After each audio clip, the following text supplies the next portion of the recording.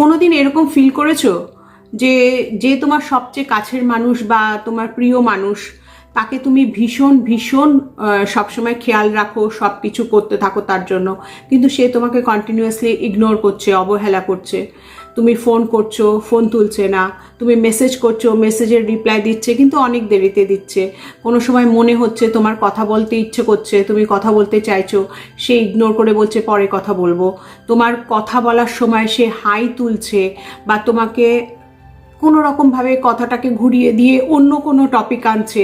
এরকম কি কোনো সময় তোমরা বুঝতে পারছো যে তোমাদের সাথে হচ্ছে? যদি এরকম হয় তোমাদের সাথে, তাহলে আজকের ভিডিওটা তোমাদের জন্য। কারণ আজকের ভিডিওতে আমি তোমাদের জন্য কিছু এমন ট্রিক্স নিয়ে এসেছি যেটা তোমাদের ভেতরের আত্মসম্মানটাকে জাগাবে, যেটা ঘুমিয়ে আছে সেই ভেতর থেকে তোমাদের যে বিশ্বাস, তোমাদের নিজেদের প্রতি বিশ্বাস বা তোমাদের নিজেদের প্রতি যে শক্তি, তাকত, সেটা যেন উজ্জীবিত হয়। এরকম কয়েকটা কথা আজকে আমি তোমাদের বলবো, যেগুলো তোমরা ফলো করলে দেখবে অবধারিতভাবে তোমাদের পেছনে পেছনে ছুটবে সেই মানুষটা, যে মানুষটা তোমাদেরকে এতদিন অবহেলা করছিল বা ইগনোর করছিল। Hi everyone, welcome back to my channel গোপাস প্যাশন হাব। আশা করি তোমরা সবাই খুব খুব খুব ভালো আছো। আজকে আমার ভিডিওটা একটু হাটকে, তো যদি পছন্দ হয় অবশ্যই একটা লাইক দিও আর সবার সাথে শেয়ার করো প্লিজ। আর যারা নতুন তারা সাবস্ক্রাইব করতে ভুলো না, ঠিক আছে? প্রথমে বলি যে কারণটা, যে তোমার যদি মনে হয় সে তোমাকে ইগনোর করছে, তাহলে অবশ্যই তুমি তাকে সরাসরি জিজ্ঞাসা করবে যে তার ব্যবহারটা কেন তোমার প্রতি এরকম হচ্ছে। শান্তভাবে জিজ্ঞাসা করবে, কোনো ঝগড়া না, ঝাঁপি না, কোনো তর্ক না। কারণ তারও অনেক প্রবলেম থাকতে পারে, সে হয়তো অন্য কোনো কারণে জর্জরিত হয়ে আছে, কোনো অসুবিধায় জর্জরিত হয়ে আছে, যার জন্য ওর অন্য কোনো কিছু ভালো লাগছে না।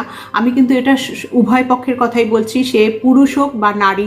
পুরুষ হলে নারীর জন্য করবে বা নারী হলে পুরুষের জন্য করবে। যে কোনো জায়গায় যে কোনো মানুষকে ইগনোর করতেই পারে।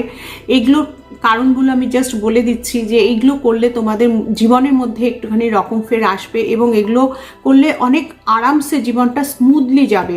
তো অবশ্যই কারণটা জিজ্ঞাসা করবে, যদি সে বলে তাহলে খুবই ভালো কথা, প্রথম হয়ে গেল। সেকেন্ডে তোমরা যেটা করবে, কেউ যদি তোমাকে অবহেলা করে তাহলে কখনো নিজেকে ছোট মনে করো না, নিজেকে দোষ দিও না যে আমারই বোধহয় কোনো অসুবিধা হচ্ছে বা আমারই বোধহয় বুঝতে কোনো ভুল হচ্ছে বা আমারই কোনো দোষ আছে যার জন্য ও বোধহয় আমাকে ইগনোর করছে বা অবহেলা করছে। নিজের আত্মসম্মান বোধটাকে জাগিয়ে তোলো। প্রত্যেকের কিন্তু সম্মান পাওয়ার অধিকার আছে। যদি এরকম মনে হয় তাহলে কিছুদিন সেই মানুষটার থেকে দূরে থাকো বা সেই মানুষটাকে বেশি ভ্যালু দিও না, সেই মানুষটার ভ্যালু দেওয়াটা কমিয়ে দাও।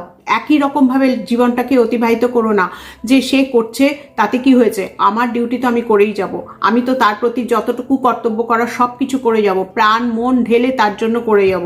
এগুলো করার থেকে নিজেকে বিরত করো, এই জিনিসগুলোর থেকে নিজেকে একটু বিরতি দাও। কারণ এগুলো কন্টিনিউয়াসলি করতে করতে মানুষ কিন্তু টেকেন ফর গ্রান্টেড হয়ে যায়। তখন আর সেই মানুষটার, যেই মানুষটার জন্য করছে সেই মানুষটার কাছে, যে মানুষটা করছে সেই মানুষটার কোনো দাম থাকে না গো। করতে করতে করতে করতে একটা সময় সেই মানুষটার কোনো দাম থাকে না, সে করেই যায় করেই যায় করেই যায়, কোনো ফল হয় না। তো সেই জন্য বলছি, নিজের যে সেলফ রেসপেক্ট, আত্মসম্মান, সেটাকে বাড়াও। যদি এরকম ফিল করো যে এরকম হচ্ছে, নিজেকে সেখান থেকে একটু সরিয়ে নাও, একটু দূরে থাকো। কর্তব্য কন্টিনিউয়াসলি করবার কোনো প্রয়োজন নেই। সত্যি বলছি, বিলিভ মি, কোনো লাভ হয় না।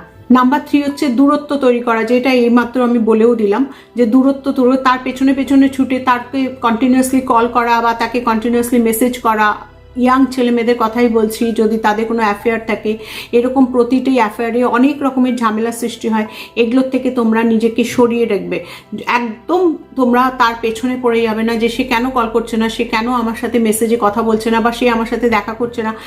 নিজেকে সরিয়ে নিয়ে চুপ থাকো, নিজের ওপরে ফোকাস করো, নিজের লাইফটা তৈরি করো। 4 নম্বর যেটা বলছি, নিজের ওপরে ফোকাস আনো, নিজের ভালো লাগার কাজগুলো করো, নতুন বন্ধু বানাও, তোমার যত ধরনের শখ আছে সেগুলো পূরণ করো। এতে কি হবে জানো তো, নিজের আত্মবিশ্বাসটা বাড়বে, আর কিচ্ছু না।